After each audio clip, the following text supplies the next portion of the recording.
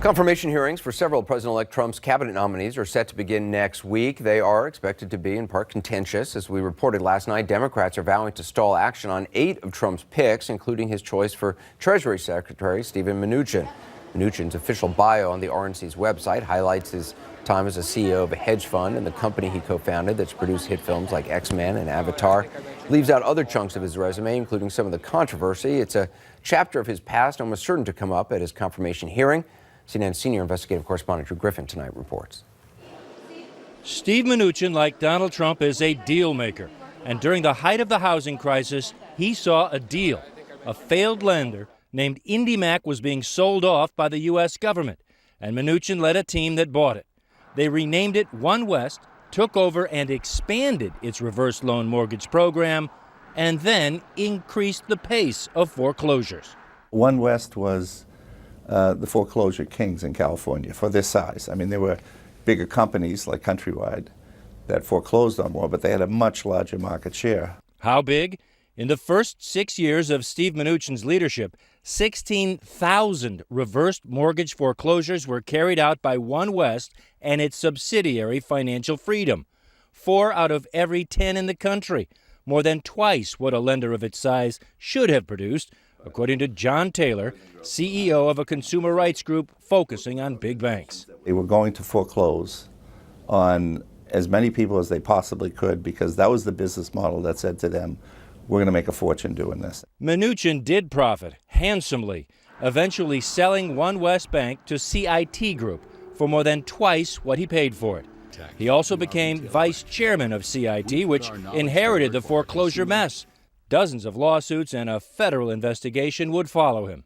Hi, this is James Garner for Financial Freedom. The pitch was simple. Older people searching for a new source of income in retirement could make a deal with Financial Freedom, get monthly paychecks, and remain in their house rent-free until they died.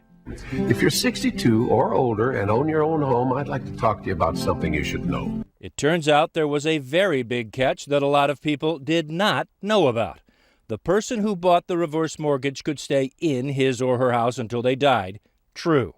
But after death, everyone else living in the house would have to go unless they paid back the loan. Elizabeth Lavullo's grandmother died in January of 2014. The letter from Financial Freedom arrived almost immediately, telling the survivors to pay up. They said that the house needed to be paid in full by April 28th, or else they would foreclose the property. Unless specific arrangements were made in advance, surviving widows, children, partners, or grandchildren would be kicked out.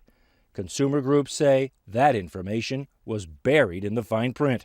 So they just gave us a deadline.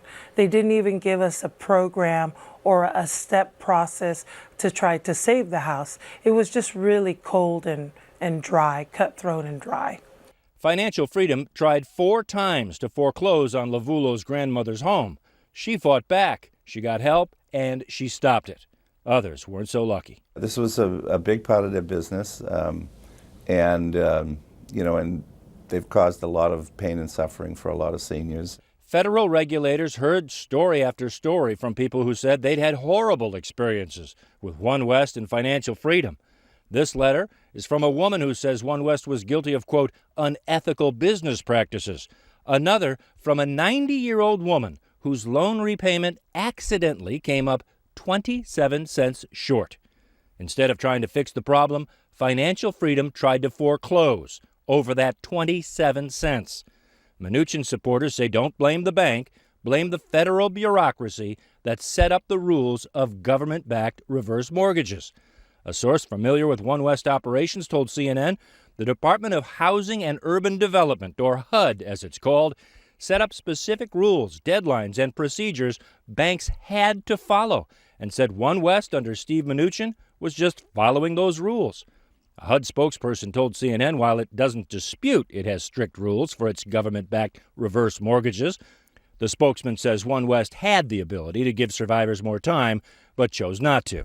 Steve Mnuchin didn't answer questions directly to CNN, but a transition spokesperson insists the nominee for the U.S. Treasury Secretary remains proud of his record at One West and goes on to say that during the height of the housing crisis, Mnuchin was able to save 3 institutions that were in receivership, did tens of thousands of loan modifications, saving homes and jobs, and developed One West into a regional banking franchise that in turn made loans to consumers and businesses that helped create jobs. Drew, the fact that Mnuchin's bank foreclosed on 16,000 reverse mortgages, how big an issue is that going to be when he gets to a Senate confirmation hearing?